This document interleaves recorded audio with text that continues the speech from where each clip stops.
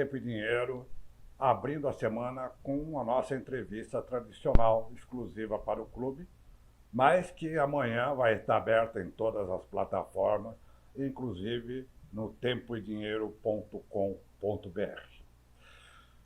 Hoje tem segunda-feira, 9 de setembro, temos aí o desenvolvimento da safra nos Estados Unidos. Quinta-feira tem o WASDE, né, quer dizer, o relatório mensal de oferta e demanda global dos Estados Unidos. O mercado, com certeza, vai ficar entre os dados de hoje e a expectativa do WASDE. Porém, nós já estamos vendo que já há uma percepção bastante clara nos preços em relação às preocupações com o atraso do plantio no Brasil. Se isso é uma tendência, ainda nós vamos ver mais na frente. Lembrando também que a demanda da China pelo grão dos Estados Unidos também tem ajudado um pouco as cotações, inclusive hoje, nesta segunda-feira. Quem melhor vai falar conosco sobre isso é o Ronan Giuliangeli, que lá de Londrina, ele que é sócio-diretor da Genova Grains, nos atende novamente aqui. Ronan, muito obrigado. Tenha uma boa tarde, Ronan. Olá, Giovanni, boa tarde a todos os espectadores, todos os Ronan, nossos da assinantes. última vez que nós conversamos, no comecinho de julho, né, eu até fiquei surpreso, achei que tínhamos falado antes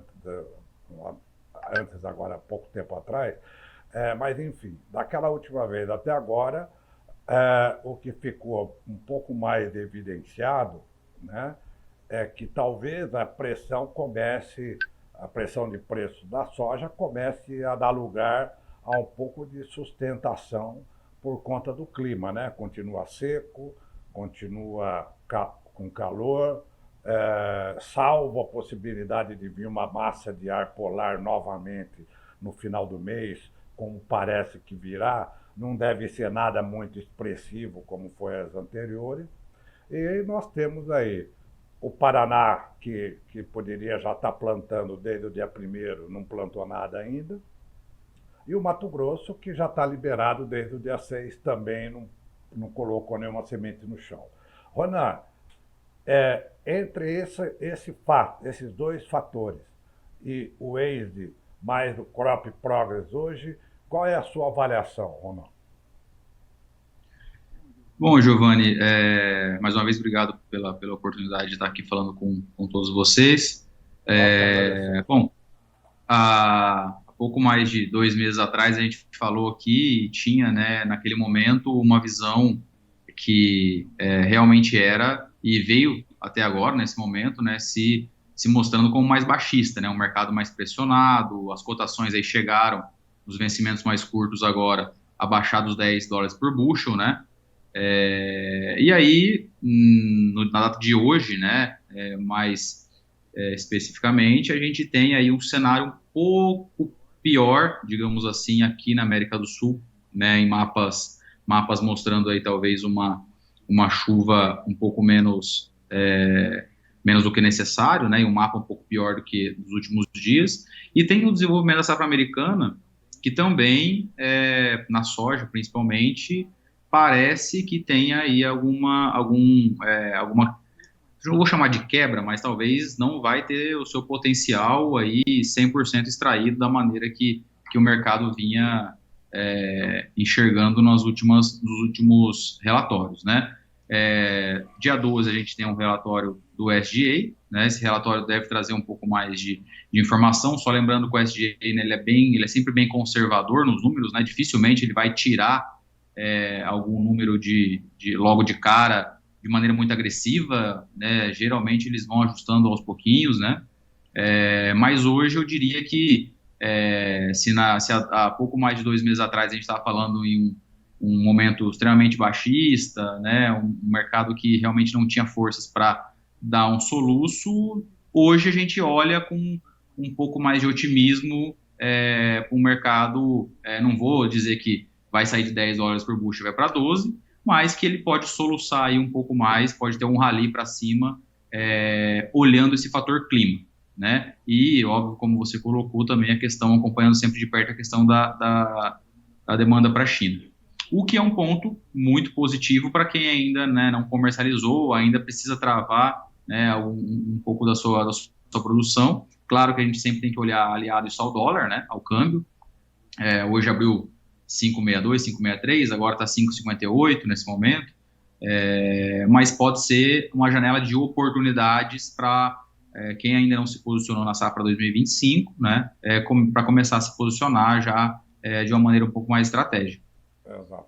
Você lembrou bem, tem a questão cambial, né, que é uma janela de oportunidade que o produtor precisa ficar atento, né, porque está caindo um pouquinho, mas a conjuntura indica que muito abaixo de 5,60 não deve ficar, né? Você também lembrou bem que o Waze, na quinta-feira, não deve trazer nada de mudança na expectativa para o Brasil, ainda é muito cedo, né? Porém, né, tem a questão do crop progress hoje, né? Nos Estados Unidos também o clima começou a ficar um pouco meio incerto. E já na segunda-feira passada, na verdade terça, né, porque na segunda foi feriado lá nos Estados Unidos, o relatório do SDA já tirou 2 pontos da soja, né, em relação à semana imediatamente anterior. Então, tudo isso, somando, é um momento de oportunidade, né? Talvez ainda não com uma tendência forte, mas que tirou daquele risco de cair abaixo dos 10 dólares o bushel, pelo menos no novembro, né, Ronaldo? Exatamente. A gente sai, né, Giovanni, daquele marasmo, né? Parece que você abriu o jornal mesmo, ali a mesma notícia todos os dias, né? Mercado pressionado, safra americana indo bem, o Brasil, a América do Sul vai produzir, vai plantar na janela, então a gente não tinha muito onde se apegar, muitos fatores que poderiam dar algum tipo de solavanco nesse mercado, e agora isso mudou, né? A gente tem aí, se isso vai se sustentar por muitos dias, muitas semanas, a gente não sabe, mas que de fato a gente tem um mercado um pouco mais forte no sentido de subir um pouquinho de alta, né, nesse momento, a gente tem essas notícias de clima, né, tanto lá nos Estados Unidos para o desenvolvimento de safra, que, como você bem colocou, já se mostrou no relatório da semana passada, 2 pontos percentuais aí na soja, né, então já tem algum tipo de efeito esse clima para os americanos, e aqui a gente, né, como você disse na abertura da sua fala, a gente ainda não tem a possibilidade de tá plantando em larga escala, né, porque não tem chuva, não tem umidade no solo. Perfeito. Ronaldo, uma outra coisa que eu gostaria que você nos explicasse com a sua visão de especialista, de trader, é, uma coisa que ficou bastante presente nas últimas sessões, acho que até mesmo não só na semana passada, mas inclusive na semana anterior, é a movimentação dos derivados, né? Eu até brinquei aqui no clube, né, que os derivados têm dado e têm tirado, né? Quer dizer, as principais movimentações para cima ou para baixo da soja têm se dado em cima dos derivados. Só que a gente olha do ponto de vista, por exemplo, do farelo, nós estamos vendo que a China não está ainda lá essas coisas, né? Sobretudo com a economia interna com muita incerteza, e tem hora que o farelo dispara. O óleo, também nós temos visto o petróleo a 72, 73, até 71 na sexta-feira passada, e também o óleo na sexta disparou. Quer dizer, está um pouco complicado de entender. Eu tenho percebido isso com muitos assinantes aqui. Da onde está vindo um pouco essas expectativas, seja de alta, seja de baixa, dos derivados, Ronan? Historicamente, né, a gente sempre teve a interligação que a gente chama entre eles, né? Então, se a soja com o óleo, com o farelo e ultimamente, né, nos últimos meses, eu diria, né, mais atualmente, a gente tem tido realmente uma desconexão. Hoje, a gente está tendo um grande exemplo disso, né, onde a soja está subindo aí 12 pontos mais ou menos, né, e o farelo que está com zero, meio ponto, 2 pontos de alta, né, e mesma coisa o óleo. Então, Aliás, a o soja está óleo subindo muito hoje, mais. aliás, o óleo hoje já chegou a subir até quase 2,50. Agora caiu um pouquinho, né? Isso, agora caiu um pouquinho, exatamente. Então, assim, isso tem muito é, do mercado realmente, por exemplo, o óleo, com essa comparação com os combustíveis, né? O farelo, obviamente, a China, né, estava muito confortável com os estoques, né? Isso a gente vinha vendo nos últimos números. Isso traz uma certa insegurança, porque, né, a gente sabe que quanto mais a economia cresce, mais dinheiro roda, a população come acaba comendo mais proteínas animais, né, isso tudo tem uma coligação. Então, assim, hoje a gente vê realmente um mercado apesar de serem derivados, mas um mercado um pouco mais isolado para cada tipo de commodity, né? Seja soja, granel, seja o óleo, ou seja o farelo. Exato. Rodan, olhando então agora, se a gente fizer uma ponte também com a possibilidade de o Laninha favorecer um pouco, ah, pelo menos no Sudeste, né? E no Norte e no Centro-Oeste, daqui pelo menos a partir de outubro, e contando com ainda uma boa safra americana, porque por mais que possa haver uma redução pontual semana a semana, ainda assim vai ser uma boa produção, né, Ronan? É, ainda o produtor precisa ficar atento a essas janelas para evitar ser pego no contrapé, Ronan. Eu sempre gosto de dizer, Giovanni, assim, de orientar para que se faça a média, né? Então, o produtor vá fracionando as suas vendas, vá fazendo uma média, porque a gente tem que lembrar que tem muito caminho pela frente ainda, e assim, no frigir dos ovos, a gente ainda tem uma boa relação de estoque mundial de soja, né?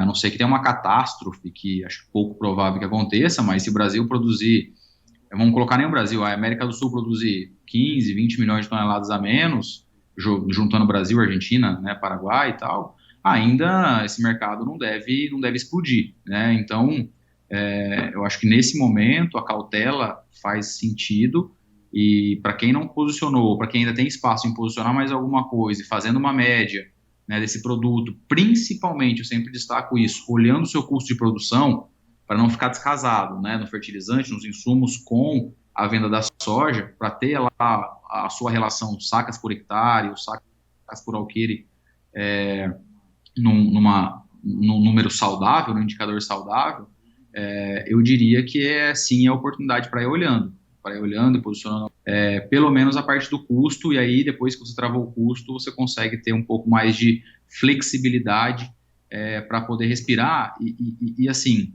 sempre estar atento à questão dos prazos de pagamento seja financiamento de banco, seja os próprios químicos, né, com cooperativas e revendas, enfim, ou para quem compra direto, né, é muito importante para não chegar lá na frente, às vezes você ter aí que sair vendendo soja rápido para poder cobrir uns encaixes de caixa, um caixa mais curto, e aí você vai perder aí um spread nessa negociação. Então, montar o seu planejamento financeiro baseado nas suas datas que são os principais vencimentos, para você ter esse fluxo de caixa um pouco mais encaixado. Exato. E essa cautela é importante, né, Ronan? Porque, do ponto de vista de um atraso pontual no plantio, como nós estamos já observando, não tem nenhum grande impacto se o plantio voltar em algum momento, até mesmo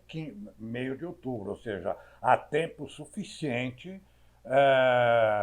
para recuperar do ponto de vista agronômico, né? Não significa que esse atraso agora, é claro que ele não pode chegar até novembro, mas ainda até outubro está tranquilo, né? Não tem nada que possa exercer também uma pressão de alta muito elevada por conta disso, né?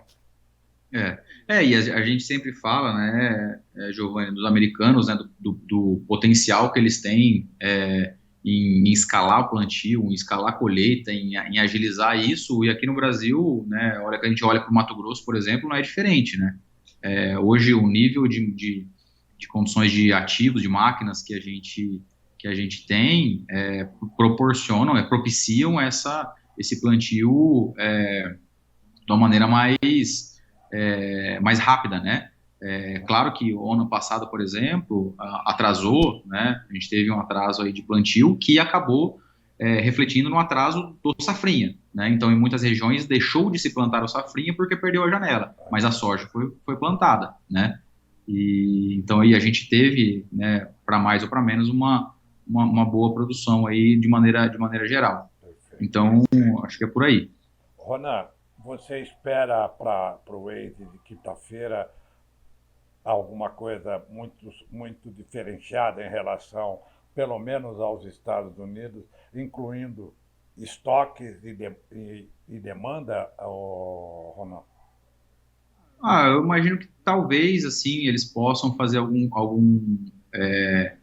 corte na produtividade, né, por acre. Talvez possa ter um ajuste ali pequeno, né? Vamos, por exemplo, se for 100, era 100, agora está 95, né? Dando um exemplo assim. Mas não espero algo muito agressivo, não, Giovanni. Assim, não é o perfil deles saírem mexendo em números, né? Ajustando números de uma maneira muito agressiva. Eles são um pouco mais devagar nesse sentido de ajuste de números. Então, não espero nada muito agressivo nesse dia 12, não. Em relação aos estoques, Ronan, a gente está vendo que houve uma boa saída, um bom escoamento da soja nos Estados Unidos, apesar de alguns problemas lá no rio Mississippi. Mas você acha que possa haver surpresa nos estoques, Ronan?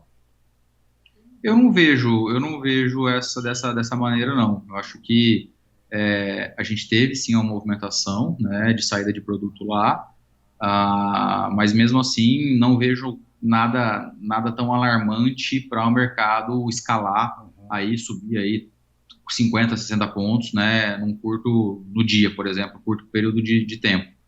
Então, acho que é mais uma questão de ajustes mesmo, mas sem uma perspectiva de explosão de preços. Maravilha, maravilha. Ronan, se eu fosse resumir um pouco você, o que a gente pode dizer é o seguinte: temos aí uma expectativa eh, levemente positiva, levando em consideração o momento, pequeno atraso no Brasil, mas que isso não significa que haja uma tendência, porque se as chuvas voltarem, né, no final do mês, começo de outubro, há tempo suficiente de recuperação.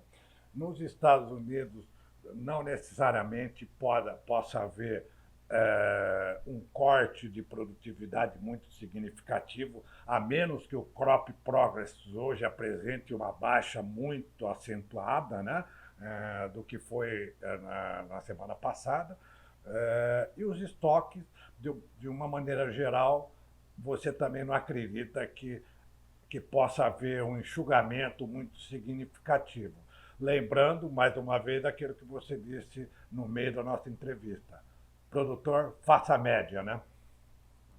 Exatamente. É isso mesmo. Acho que o olhar é sempre esse, olhando sempre a linha do custo, né, que foi o que às vezes não, que foi o que ocorreu com alguns produtores, né, na última fase de deixar às vezes o custo em aberto, né, e aí a hora que foi comercializar a soja para poder travar aquele custo, ao invés de precisar de 1.000 sacas para pagar uma conta, precisou de 2.000 para pagar a mesma conta, né, ou 1.500 para pagar a mesma conta. Então, é mais nesse sentido, né? Acho que vale a pena ir acompanhando e olhando essa questão dessa administração do custo e travando pontualmente, se for E se para for o isso, caso. a régua importante é o câmbio, né, Ronaldo? É o câmbio, exatamente, é o câmbio. É o câmbio que a gente tem ainda, assim, se fala muito já num corte de juros nos Estados Unidos, talvez ainda, né, nesses próximos dias. Aqui no Brasil parece que é consenso que a taxa de juros vai voltar a subir um pouquinho, né? E isso tudo influencia. Nos Estados Unidos a gente tem ano de eleição, né? De eleição para presidente, então é, realmente um mercado que está um pouco mais nervoso esse ano, o mercado do câmbio. Perfeito. Ronan, foi um prazer tê-lo conosco aqui, viu, meu amigo? Mais uma vez, muito obrigado e tenha uma ótima semana, viu, Ronan? Muito obrigado, Giovanni. Obrigado a todos os nossos parceiros que nos assistem. Ótima semana para vocês. Um abraço, até lá. Um abraço. O Ronan Giuliangeli, sócio-diretor e fundador da Genova Grains, né, dando uma panorama do que ele imagina que vem na sequência aí de preços para a soja. O destaque fundamental daquilo que ele falou é o seguinte: o produtor precisa ter cautela, faça a média, olhe câmbio, né? Faça, pondere com os seus custos e dê uma olhada na seguinte situação. Não espere que possa haver grandes mudanças, sobretudo aí no mês de quinta-feira. Não só nos Estados Unidos, como também não se espera nada, é muito cedo, de algo muito substancial de como o SD vai ver o Brasil. A sua entrevista do Tempo e Dinheiro fica por aqui. Amanhã a gente volta. Até lá.